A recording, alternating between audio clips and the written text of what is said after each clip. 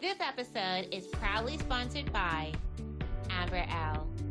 Contact us today to learn how you can be a part of the vibration experience.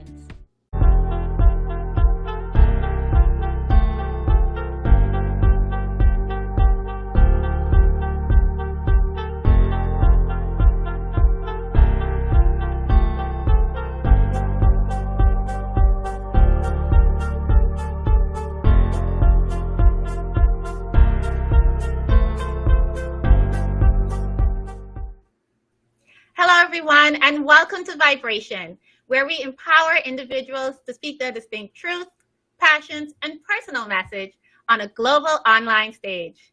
I'm your host, Michelle McDonald, author, speaker, and entrepreneur.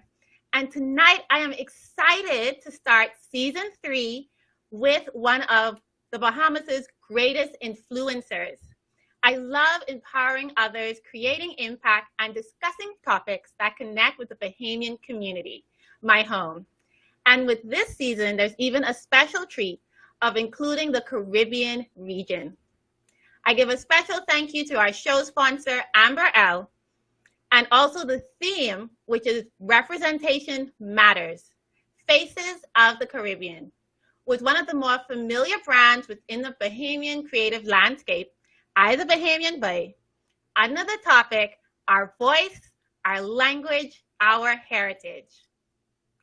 Our guest this evening is Kaché Knowles, who is a Bahamian creator that has a love for celebrating, sharing, and empowering Bahamian culture, dialect, and the Bahamas with the world. She has a biological science degree and a master's in marketing and sales, which she initially intended to create an environmental business with. However, after returning to her home on the island of Eleuthera here in the Bahamas, from traveling in Southeast Asia for several months, the idea of her brand, the Bahamian Bey, fell in her lap, and she's been running with it ever since. I can definitely attest to that. It started as an educational and empowering platform for Bahamian language, and has now turned into a community of people that share in culture, Bahamian dialect, history, and empowering the Bahamas. Eyes of Bahamian Bey is a clothing line that offers Bahamian-inspired merchandise and a digital creative space to produce video series that encourage Bahamian dialogue about culture. Eyes of Bahamian Bey is used as a means to uplift, empower, and highlight the 700 islands and keys in the Bahamas. Kaché, welcome. Hi, thank you so much for having me. It is my pleasure. You are doing so much within the creative space. There is no way I could have started the season off without including you. I love uplifting the Bahamian orange economy, and you are doing an amazing job, I have to say. Thank you. I really appreciate it. It's always good to hear.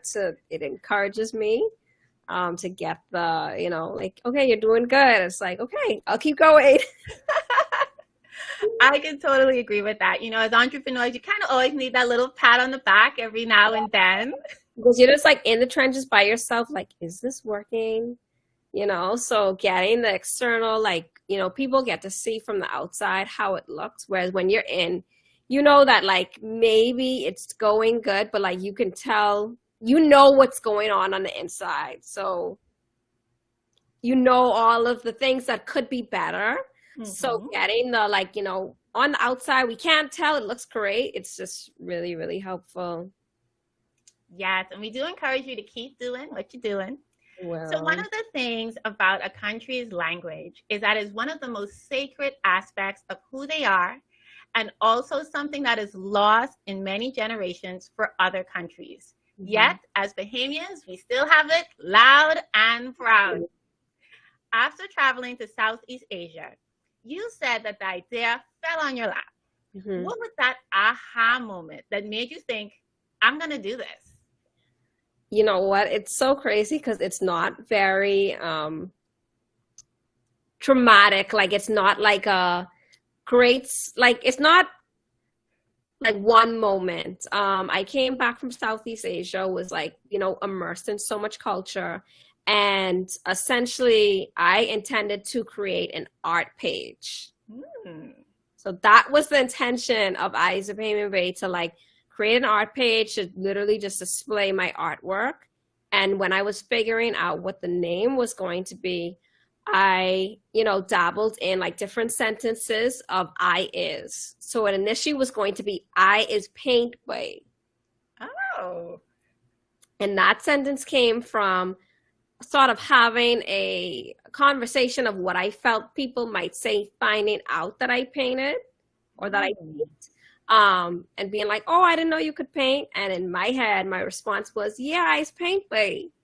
So that is literally where the I is and the Bay came from, because it was like an actual response that I felt that I would have given. And so when I got home later that day and started just writing like I is statements, the last statement that I wrote was Eyes of Bahamian Bey. And that sort of just catapulted just many ideas. And at the time, I still tried to connect I is paint way with Eyes of Bahamian Bey. And I was just like, I feel like the umbrella theme is the Bahamianism in this, because I'm a Bahamian that paints. And so as I spent like maybe 4 days just sort of like writing down ideas, brainstorming, reflecting, and I decided on Eyes of Bahamian Bey. And I was like, okay, what is it about? What is Eyes of Bahamian Bey about? And it's like, well, is the start of the sentence, which is very important, because what you'd usually expect a Bahamian to say is, I am a Bahamian. Almost we say I is. So it's a very important part of what the brand is called. And then Bey, that's like our favorite word. Oh yeah. So I went with that. I just thought, you know what, I'm going to post different Bahamian words, define them the way that I would define them to someone who was probably not Bahamian, and explain. And that was it. I decided that I'd post one every single day, and it just grew and grew. I had no intentions of doing this full time. This is supposed to be just like a fun side hobby. I didn't expect to be here. Like none of this was in my plan. And I think that's sort of like what makes it so authentic, because like, when people ask like, what's next? I don't know. When I find out, you'll see. Because I'm literally just following literally God's vision, because I didn't come up with this myself. There's no way I could have planned this and executed it so flawlessly that I would have been like, oh yeah, Eyes of Bahamian Bey, this is what it is. This is where I'm going to end up. Like it's impossible. So yeah. I love it. So basically we are on the ride with Kaché. Yes. She goes through her journey. Yeah, literally. And I that's a great way to put it. Like everyone is just going along with me, discovering, learning, and figuring it out as I do, which I think is pretty cool. Yeah, it is. It keeps us on our toes, keeps us guessing. But I think one of the best things about it is that it keeps your creative juices going. Yes. Because you're not sure what to expect next. No, and I really just don't know what I'm doing. So it's like, okay, what next? What next? So, yeah. So there are two things I liked about what you shared when you came up with the name and the brand and making it an umbrella for a celebration and expression of being a Bahamian, what that means, what that represents, is I is. It reminded me of the affirmations, how they always say I am, or these two words, like they have so much power. And when you say them, the words that follow is almost like a declaration. So I love how you were very aware that I has to be at the front. Yeah. And you made that the staple, because now it's a declaration that I am, or I is a Bahamian. Like there's no doubt. I saying it now, that's it. Right. And I think it's also, it's really such a powerful sentence. because it's also the I is validates your Bahamian experience, no matter what that is. So I definitely feel like as a Bahamian or anyone who identifies with the I is a Bahamian Bay brand, doesn't matter what you do or don't do as a Bahamian. The minute you say I is a Bahamian Bay or wear I is a Bahamian Bay merchandise, you validate whatever your Bahamian experience is. And I think that's what made the brand so powerful. It is shedding light on the fact that I is a Bahamian Bay, they is a Bahamian, we is Bahamian, but that looks different for everyone. And all of those different Bahamians are valid and seen. So it's really the whole sentence. I is Bahamian and in the Bay, like an affirmation, like you said. Definitely. And I love the fact that we can actually wear it loud and proud. We have our hoodies, our t-shirts, our tumblers, our hats, like, hey, however we want to represent, just put on like, you out there. And I also like the sense of inclusion, because there are so many tourists that come here and they want to take a piece of the islands, and it makes it so accessible but also fun at the same time. Yeah, you get to be a part of it in deciding, okay, learning about different words, and then also selecting the one that identifies with you the best. And then to add to the exclusion part, one of our signature tees features 3 different spellings of the word way. And so I literally did that so intentionally because I got tired of us arguing so much about the spelling and not so much celebrating the fact that, like, we are so unique in our similarities and differences, because we mean the same thing, but like every island is so unique in the way that it spells it. So I was like, okay, I is a Bahamian Bay, but let's add 3 spellings. So at least when you wear this shirt, you're spelling there, right? So it's even further exclusion to, we spell it different, but the bottom line is that we's Bahamian, and that's what we're here to celebrate.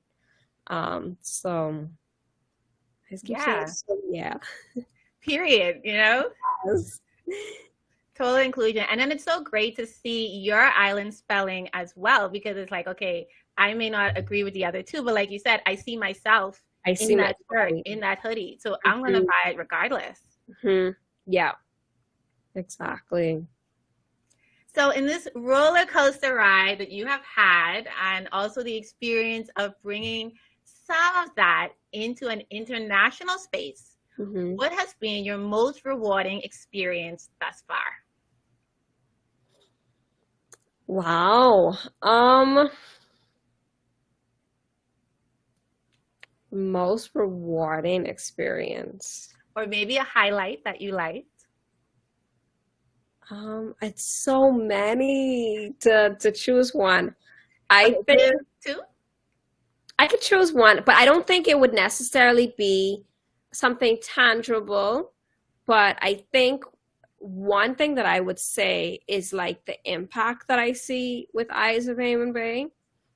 Something that literally started out of being a hobby. Like, I don't really know what I'm doing or what I even am trying to achieve. And I remember distinctly when I started to see the shift in corporate campaigns using Bahamian language. Nice. And so I definitely feel like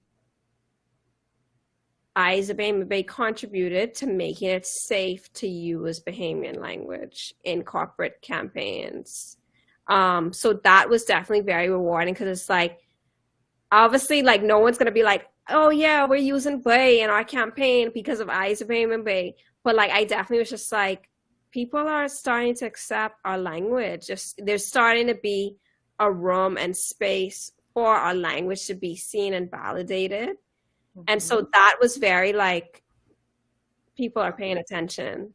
Like, what I'm doing is not falling on deaf ears.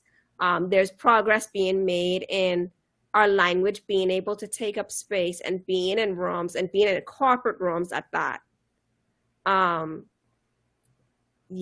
Definitely that. Like, I could go on and on about that specific moment where I was just like, hey, They use Bey in their campaign. Like, I don't remember that really ever being a normal thing. And now everyone has used Bey in their campaigns or in their sentence or in some way, because they realize like this is ours. So we have to take hold of it, empower it, and call it ours, like give it a space. So that has definitely been very a huge highlight for me, and definitely encourages me to keep going, because it's like, okay, with that, there's more room. There's so much left for me to do. Like the fact that I can see, okay, people are starting to shift their minds, like their mindsets to how we feel about our language. All right, let's go. Like, let's keep going, because like there's so much left to do. Absolutely. And it shows that you're certainly breaking down walls. Mm-hmm. I think even to a certain extent, you were able to let some Bahamians feel comfortable in using it, period. Yeah. Because for a while, it was like, okay, I only use this around the house. You know, my girls and my guys, my family, I pop over. But, you know, after that, I have to cut it off. Right. Like, I love that you did that. Like, it's such a conditioned thing. It's just like, okay, drop the Bahamianese or Bahamian language, you know, shoulders back, head up. Like, we automatically become robotic when we drop it. And it's just like, why though? And it's really interesting. Like, definitely talking more Bahamian has been more like normalized, but there's also still this huge, it's difficult. So like, even in my videos, like I am definitely now trying to make a bigger effort to not talk proper, but it's so hard because we're so programmed that like when a camera is in front of you, or when it's for something official or important or of something of elevation, the Bahamian language is not the place for it. So like in my actual videos where I'm talking about Bahamian language, I struggle to talk like a Bahamian. And then I find that when I do, I am able to drop the proper accent and like talk Bahamian, I feel like a fraud. And it's such a deep ingrained condition. And it's just like, how can I, as a Bahamian, talk in Bahamian, which I do, like you say, talking to my girlfriends, talking to my family on a daily basis, talking Bahamian. Yeah, just flows. Why is it when I'm doing it for the camera, being my authentic self, that I feel like an imposter? Yeah. So, and I'm still there. Like that's where I'm at. Like I have not figured that out yet, or figured out how to overcome that. I'm still in the process of overcoming that, specifically to be vulnerable. And I appreciate that. I appreciate your transparency, and I totally understand it as well, because we have been brought up in different environments. Even our teachers, our parents would not have encouraged us to talk this way. You know, when it comes to mannerisms and manners in general, you know, that's high on the Bahamian upbringing list. Yes. And so, you know, the Bahamianese isn't really accepted. And when we want to include it because we're just being our natural selves, we are automatically judged, even though everyone who's probably judging us also speaks the dialect, because it is a natural form of speaking. Yeah. So yeah, it is that kind of push and pull that happens with all of us. So we appreciate it. Yeah. And we also got a comment from Patricia Wint. She says, validating self. So she understands where you're coming from. And I imagine even for teachers, it must be a little bit of a struggle, because you know, like you want to teach the kids how to write and speak properly and communicate, but we don't want to also be like some other countries and regions where their language was lost centuries ago. Yeah, which is, I hope it doesn't happen, but we definitely need to create a space for our language to exist, so it doesn't. I absolutely agree. So in talking about our dialect, how natural it is, the fact that walls are being broken now for us to freely express and talk as we are, what is the number one thing you want every Bahamian to know or remember about our unique style of speech? That it's a language. Yeah. Like, I think that's like that's the number one thing about the conditioning that we've experienced with the way that we speak, is that we've been told that it's bad or improper, and like that's why it's stigmatized. And so I think that if we could just start calling it what it is, which is it's a language, we can sort of be more proud of it and not feel like, and not stigmatize the way that we speak. And then maybe slowly we can reverse this conditioning. Yeah, like that is a language. Like that's just the bottom line. Like there's nothing wrong with the way that we speak. There's space for the way that we speak. We should all start speaking it on a daily basis, and like really just drop the other accent that we put on in order to be seen. I think, yeah, I think that's just step one. I mean, there's a lot of things that I would like us to feel and acknowledge about our language, but I think the first one is that it is a language. Like, that's just the bottom line. Yeah, and that is a loud PSA that a lot of us really need to understand. And the thing is there has always been this bit of controversy, right? Because people always feel like, okay, if you're a Bahamian, you hear, you're down, you speak in your dialect, you go to school abroad, and then you come back. And people automatically feel like, okay, you Bahamian or you switch on us? Like, what's happening? What's going on, right? Like, why? And that's the thing. It's just like, because we get so accustomed to, we can't speak our language to non-Bahamians. And it's like, okay, yes, they don't understand us, but you know the accent that we put on when we're talking to non-Bahamians. Mm-hmm. Like, I have been at hotels before where like you run into a Bahamian that like is working at the hotel, and they come with the accent. I'm not gonna like try to do an impression, because we all have that accent that we put on when we're talking to non-Bahamians. And then the minute they realize that like I'm Bahamian, you don't go straight into talking Bahamian, but it's just like, yes, that's a sigh of relief. A sigh of relief that I could just talk like this, you know what I'm saying? So it's like, we just hear like what you need, how can I help you, you know, as opposed to the other accent that is just very exhausting, mentally, physically, emotionally. Like, I don't know how people keep it up forever, but I guess over time, like, you get used to it. Like you say, like when you go abroad, you come back with a new accent because you're so used to being, hi, how, and it's like, okay, can we even drop it anymore? Probably not. It's true. Hey, and as they say, if you don't use it, you lose it. Don't want to have that. Yeah. You know, the interesting thing that you said is that speaking with non-Bahamians can be a bit difficult and at times even frustrating, right? Mm-hmm. But I think that if we look at it the way that you stated, as a language, as we look at French, Spanish, all of the other languages, Mandarin, those languages, people take the time to educate. It's respected. It's seen as different and exciting and thrilling. Right. And so we should, in any space, come with that same energy when it comes to our Bahamian dialect, because it is a language that we can share, even if people don't understand it at first.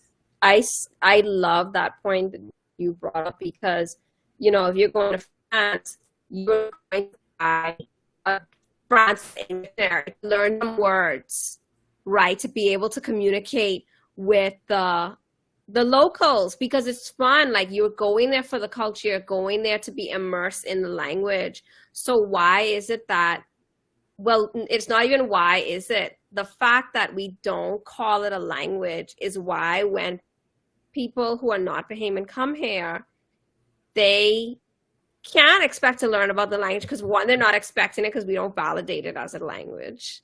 Mm-hmm. And then two, that means that it's on us to change instead of them adapting to, this is the culture here, this is how we talk. Like, come here to learn, come here to experience.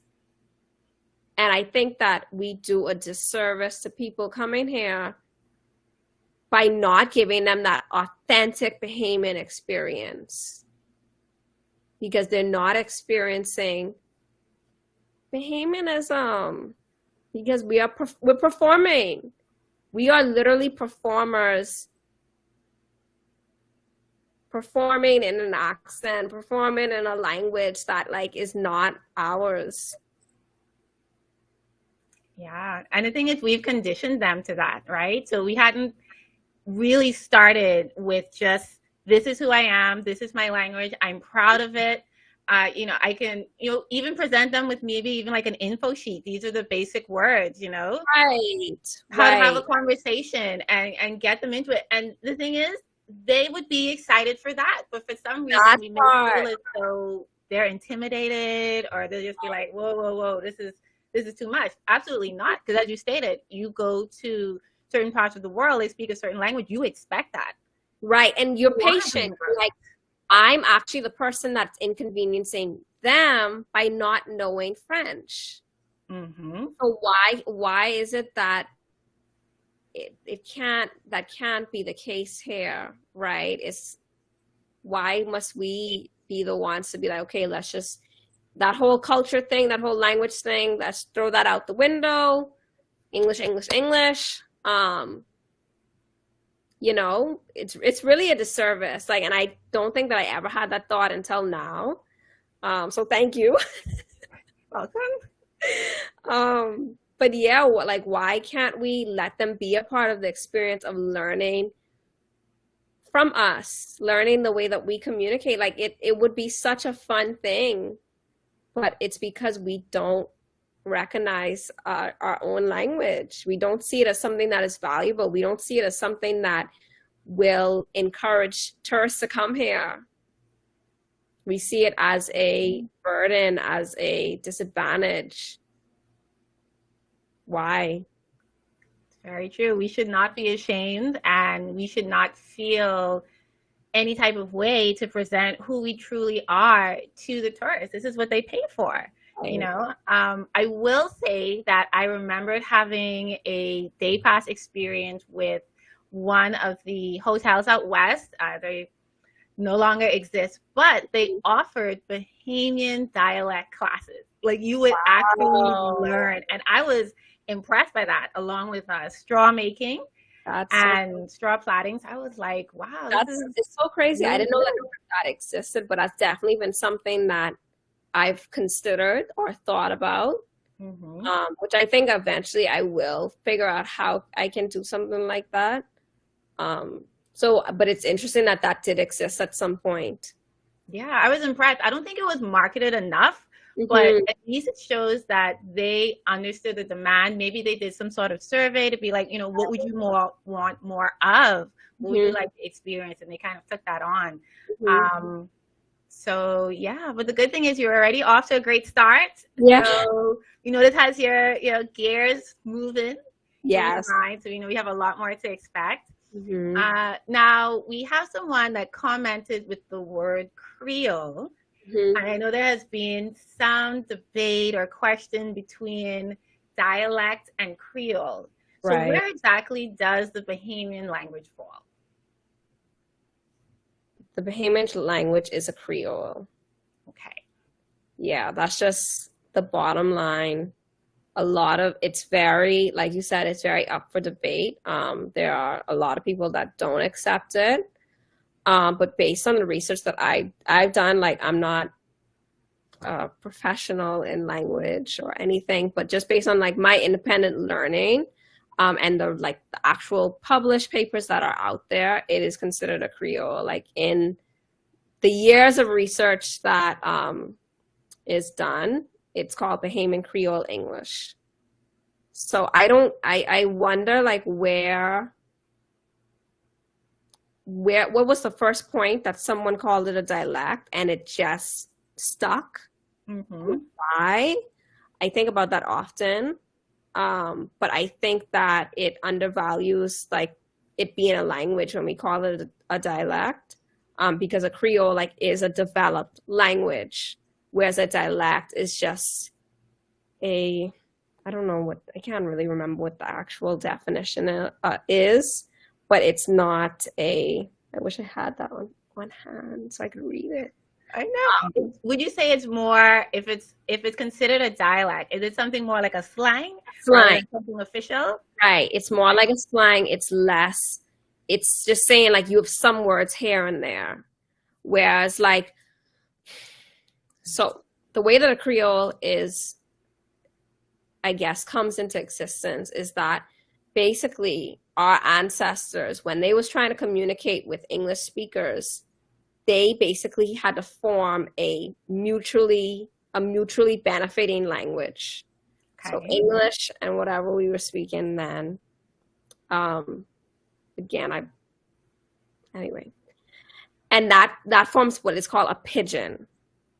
Okay. So the two languages that basically mix together forms a pidgin. It becomes a Creole when the pidgin that was developed between these two languages becomes the native language of the children. Oh, wow. So when this language we just have to communicate with each other, becomes the native language of our children, that's when it's a Creole, because that our children didn't pick up solely my language or the English language. Like it wasn't one or the other. They picked up the newly formed language that came together out of like, we just had to communicate with each other. And over time, that obviously develops and changes. And yeah, but it is a full language. I feel like I'm not doing it justice. No, you did great. That was very educational. I definitely learned a lot. I'm sure our audience did as well, because I know for persons, when they heard Creole, they wanted to understand like, what exactly is that? So you did a really good job of really breaking that down in a way that we can understand not just the origin, but also how it's continued to grow. And that was actually my next question is, did you believe, or do you believe that our Creole has evolved? Yes, definitely. I think that I'll give you an example. We have a Bahamian Creole dictionary that was written from 1982. It has like every single word. There's like hundreds of pages. And in the dictionary, Bey is spelled Beyeh, first of all. And also the definition is a male pair. Now, you and I both know that anybody could be a Bey and a thing could be a Bey. So like that is just like a perfect representation of the language is ever changing and evolving. The fact that in 1982, a person who's Bey is only male. Whereas now Bey is an expression. Bey is a state of being. Like it's such a dynamic word now. So it's like that in itself should show you that like a language is not stagnant. It's not something that is forever the same. It's always evolving and changing and moving. New words are always being added. One that sticks out to me is different. Exactly. Really was like that just became a Bahamian word because of Cindy Patrice Jackson. Like, so when you think of it like that, imagine how many words are being added that we are not aware of yet. Right? Like we know about different because it was popularized by someone who's very well known. But as we communicate on a daily basis, we're constantly like, I don't know if you've ever like been talking dead fast to somebody and the series of words that come out your mouth is just like, you think back like, what did I just say? So it's something that is always like, new words, new combinations of words are always being formed, but it's just a matter of like, does it stick enough for someone to take it and pass it around? Very true. That is just so fascinating. Play started off as a noun, then it became a verb, an adjective. I mean, just everything. Right. And now it's like multiple spellings. Like, Mm-hmm. I think that's just like the representation of like how the development of our language. I think that also shows the depth of it as well, because throughout the generations, if you ask, they would easily be able to tell you, like, okay, these are the most popular words in my time. And some of those you've either never heard of, or you're like, yeah, I think my Grammy say that, or my daddy at one time. I know what he was saying, but that's such a good example. So like, I don't know if you ever heard McCase. So like my Grammy used to always, as a kid, she'd be like, McCase, McCase, McCase. And we knew that meant hurry up. That meant quickly. McCase, McCase, McCase. When I started this, I finally realized that she was saying make haste. Oh, make haste. And I would like, for me, I was just like, oh my gosh, like it's generational. Like McCase, McCase, McCase. And we always just like, we would mock up, be like, McCase, McCase, McCase, make haste. So that's what I mean when I say like you are literally combining.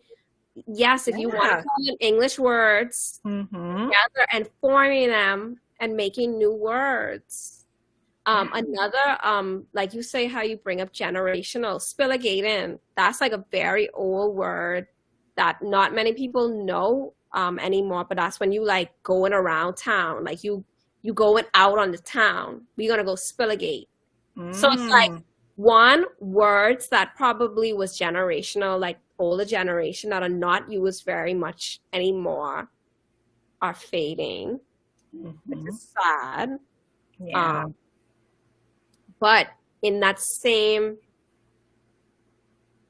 on the next end of the spectrum, there are new words that are being formed by the kids that are in primary school, the kids that are in high school that we are not communicating with, but they're communicating with each other. So to say that like the language isn't evolving when you're like, teachers probably know more than we do. Very true. They get to see the inner working and whirl of like, okay, how are these kids communicating? And I went to Palmdale Primary School like a month ago, and I was so impressed with like, one, how much these sixth graders, how much Bahamian words these sixth graders knew, and how well they defined them, like fast. And I'm like, in my mind, I'm like, how are they learning? Like, how do they know what things could be things is? And because they're communicating with each other. Our language isn't something that necessarily has to be taught because it's the way that we speak. So it's something that is always being learned. So even people that maybe was encouraged, like for me, I was someone who was encouraged to speak proper, but I know how to chop it up in our language. So why? How? It's because that's how I was talking, you know? So yeah, I could talk about this all day. This is fun. I love the fashion girl. I know.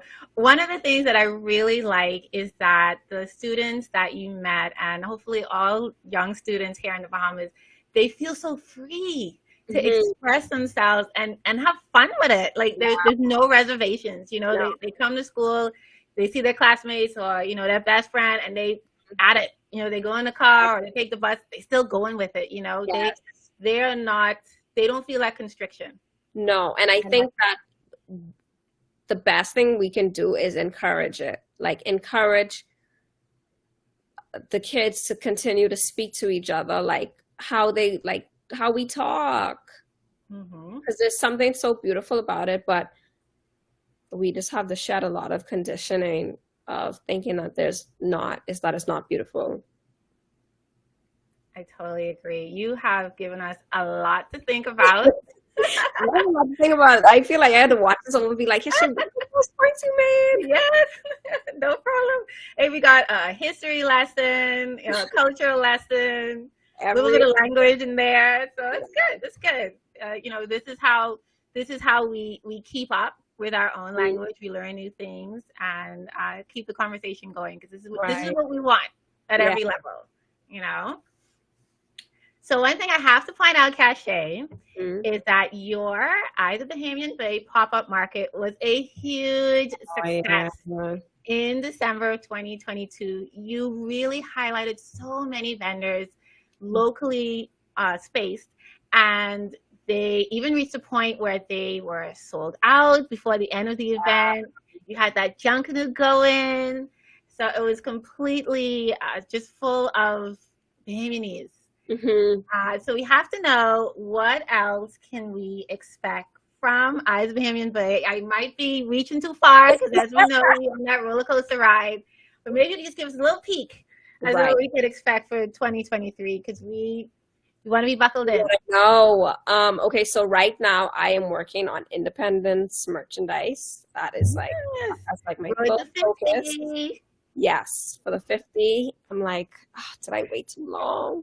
Anyway, we're working on independent stuff. I'm really excited for the designs that I have that should be coming up. I think they're going to be very unique. And then definitely having another pop-up market. This will be the third one, which is really cool considering that, I don't know, it's just really cool that I'm like, oh my gosh, third annual Eyes of Bahamian Bey pop-up market. I think I'm proud. So having that again in December, which I'm very excited about, be on the side of such amazing small business owners like myself. Those are the things that are for sure happening this year. Like I said, everything else, it's we don't know. I don't know anything other than that.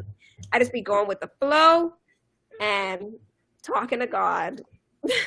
There we go. Hey, you need him as your guide. He knows the way. So yes, those two things for sure. We are, me and him, like, yes, the pop-up market, independent stuff. You hold tight until I figure out what else you're gonna be doing, because I really don't know anything past then.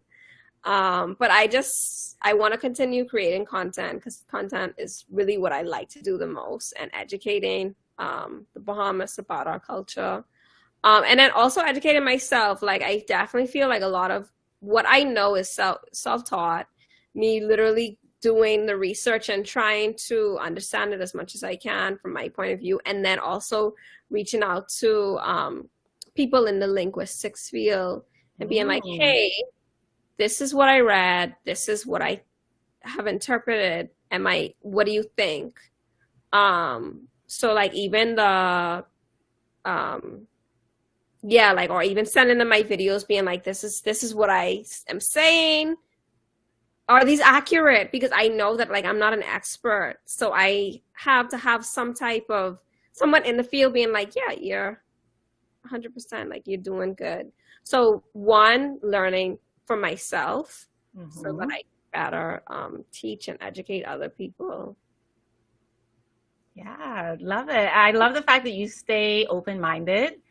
And it shows that you have such an admiration and respect for the language itself, that you always want to make sure, like, okay, I am representing it as it should be. And that really speaks a lot to like your business ethics.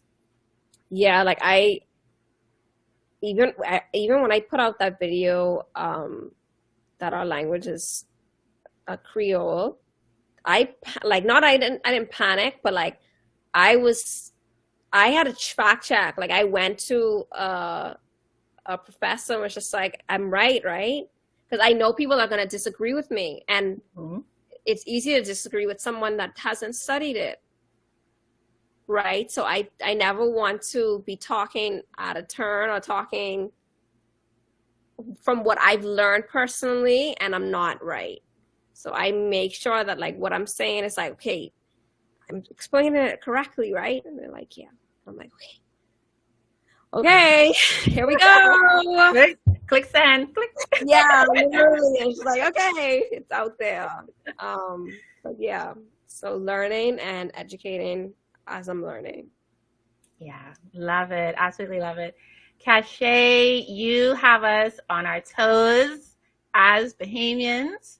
You have our international viewers and listeners truly tuned in, wanting to learn more about our language, our Creole, what it truly is, and helping us to kind of bridge that gap, because some of us can have a sense of detachment when it comes to it. We want to speak freely. We want to be our natural selves, almost kind of delve into our childhoods and just express ourselves, and remove any forms of being in a box, because being a Bahamian in itself is outside of a box, you know? Mm-hmm. And we should be able to just wear that and speak that proudly.